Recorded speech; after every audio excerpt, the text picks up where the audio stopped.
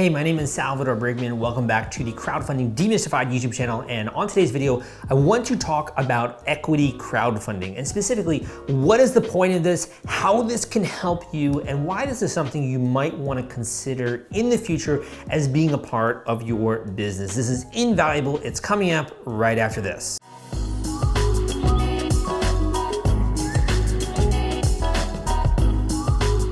Okay, so first of all, what the heck is equity crowdfunding, right? Equity crowdfunding is easier to think about when we throw out names of websites, right? So some of the websites you might want to check out are WeFunder, Republic.co, Start Engine is a great one, Seed Invest.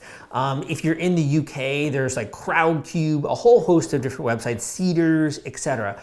But essentially what it is it's Kickstarter for equity. So with a Kickstarter campaign, you as the entrepreneur are raising a bunch of money, if you're following my advice, right?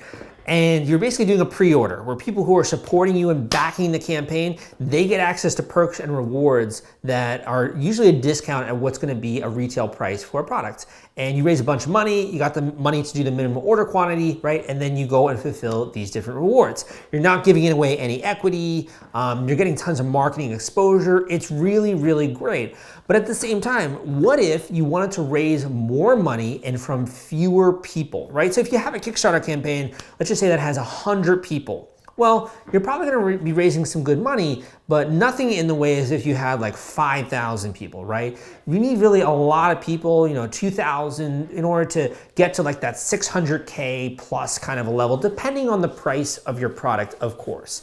The Moft, I think Kickstarter had like 20,000 people that supported it, and it raised around like 800K, which is one of the people who came on my podcast, the Crowdfunding Demystified podcast. Go and check it out on iTunes. I also publish a version of the podcast on my Instagram, which you can search my name on Instagram, it'll come up, or on this YouTube channel on Fridays. I tend to publish the podcast, a version of it. It's usually a little bit behind though. So this is one thing that you should be aware of, is that with Kickstarter, you do need to have like a decent crowd of people. However, with equity crowdfunding, you actually don't. And here is why. Most people who are investing in a campaign with an equity crowdfunding campaign on a site like WeFunder, for example, are investing at around $500 to $1,000. I'd say the average is probably around $800 to $1,000, with some investors being closer to $5,000 and some people even being more than that, particularly if you have a lead investor in the project, which I definitely recommend having. That being said, that means that if you have only 100 people, right, who are investing $1,000 each in your company, as in maybe say a Series A round or a seed stage kind of investment, you're gonna automatically raise 100K, right, just from that. And if you have 300 people, you're gonna be raising 300K. And if a lot of those people in that niche as well are investing more than $1,000, you can really quickly do the math, right? So you don't need as many people in order to hit very large numbers with a WeFunder, Start Engine, Seed Invest campaign, Republic.co campaign. You don't necessarily need lots of people in order to raise a bunch of funding. This kind of goes back into the early days of like venture capital, where one venture capitalist was writing like $1 million check into a company, or $5 million check.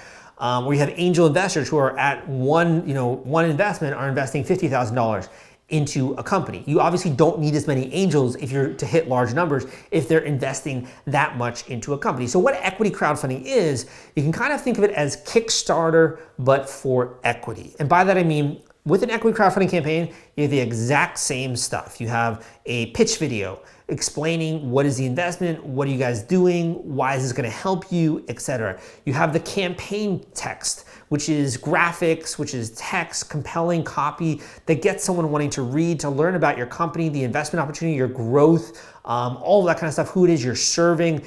There's that whole sort of presentation framework that goes with an equity crowdfunding campaign. You could also have perks and rewards. So let's just say that you've invented a new travel bag. You can say everyone who invests at the $500 level not only is gonna get a small percentage of equity in the company, but they're also gonna get a bag, like on courtesy of us. So it can be kind of hybrid, where you're giving away products, or you're basically pre-ordering the product, but you're also getting investment in the company as well, which can be really enticing for you. So why is this something I'm talking about right now? Because when I first got started in this industry back in 2012, equity crowdfunding was something I was super interested in. I was like watching the Jobs Act. I'm like, this is so cool. You know, I was an econ major. I was nerding out. I was geeking out, but it took so long for the rules under regulation crowdfunding to come to fruition. So it took years, right, for this to actually happen, and it was pretty slow in that way. And all that regulation crowdfunding, which is an actual legit legal framework, does is it allows people like you who are entrepreneurs and business owners to raise money from the general public to advertise to them. And for those people who are not accredited investors or part of some huge syndicate or, you know, institutional investors or anything like that, it allows ordinary, everyday people working a 9-to-5 job to invest in your company. And that has never been the case before in human history. This is as monumental as the first time when ordinary people could actually invest in public companies on the stock market. Now people can actually invest even if you don't have a lot of money, even if you're not a qualified angel investor, even if you're not a venture capitalist, you can invest in private companies. You know, technically, I guess they're public, right? But private companies, and you can do this through equity crowdfunding. So this is massive to me. And for you as an entrepreneur or as an individual, it's even bigger, because what it means is that all those friends, those family, those professional connections who have been watching your successes over the years, rather than just giving you some charity, doing like a GoFundMe campaign, or rather than pre-ordering your product, which is nice, right? They can actually become a partner with you in your business. And not only that, but you can reward them, and you can roll that as well into a public equity crowdfunding campaign that attracts strangers, that attracts people that you have never met before, that attracts people who up until the day before you launch this thing didn't even know who you were. And they can have that same level of comfort if you use the techniques that I share with you in order to actually invest in the company. So I talk a lot about this in the book Equity Crowdfunding Explained, which is available on Audible, also available on Amazon, and I will link to down below. But there's also a major trend that I am seeing more recently. A lot more of my coaching students are interested in running equity crowdfunding campaigns. And again, the reason is you don't need as many people in order to hit big numbers. You actually get partners in the business, and that can be amazing for friends and family. If you want to, you can also have perks and rewards depending on the funding platform which you're using. And finally, there are a lot of similarities, right? So you gotta have the video, the campaign text, all of that kind of stuff. So to me, if you ever are interested in raising money for your company and also giving away a small percentage of equity, using something like preferred stock, using CrowdSafe, etc., you can actually nowadays do this, and I can guide you and I can help you to be able to launch one of these campaigns. Some of the things you should know though. Number one, you're going to be raising money under regulation crowdfunding. Now, depending on how much you raise, there are different laws that you must follow regarding either getting your financials just signed off by the CEO of the company or getting the financials reviewed by an independent accountant, right? And that depends on how much money you are raising. So I talk about all this in my book, Equity Crowdfunding Explained, really worth a read. In addition, there are certain limitations as well into when you can market the campaign. So you can do a pre-launch, but the way you do a pre-launch for a crowdfunding and equity crowdfunding is a little bit different than with a Kickstarter, and it pays to have someone on your side who knows a little bit about that. Thankfully, it's improving dramatically, and now there are so many great legal templates out there that you can use with these platforms in order to raise money. But something you should know is that many of these platforms differ. So for example, Start Engine is very different from WeFunder in the business model. Same thing with WeFunder versus Republic. These are very different models, same with Seed Invest, right? So some of these companies might actually want ownership in the company that you are trying to raise money for.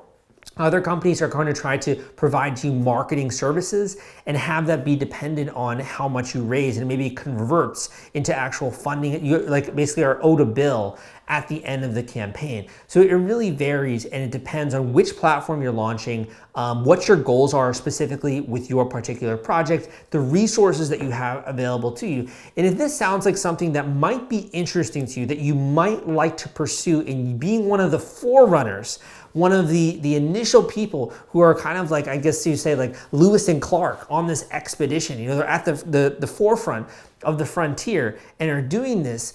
I think there are so many incredible benefits to being one of the first people to have successful campaigns under equity crowdfunding. Because think about it, we all know and are aware of the major Kickstarter campaigns in history that have done incredible, like the Coolest Cooler. Wouldn't you want to have that level of brand exposure and to be the person who has had a successful equity crowdfunding campaign? It says so much about validation. It also then doesn't make you dependent on angel investors for initial rounds of capital. And if angel investors are really shy and that market of capital is drying up and people don't want to invest for some reason, you can always go to the crowd.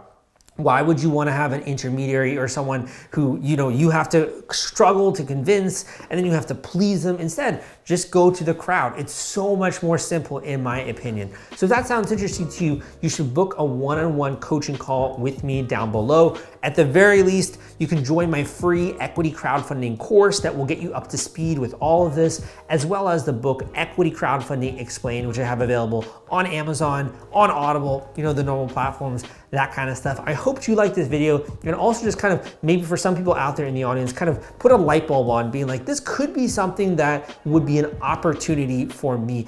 I know you're probably like me. Like me, I'm super ambitious. I'm always looking at opportunity. I'm always trying to learn new stuff and bring that to you. And if you're ambitious, right, and you want to pursue opportunity, this is a trend to watch for. And you'll probably hear some more podcast episodes that I have coming out about this. But again, my name is Salvador Briggman. Hope you enjoyed today's YouTube video. Leave a comment down below. If you did, give me a thumbs up so other people know that it is worth their time. And I will see you next time.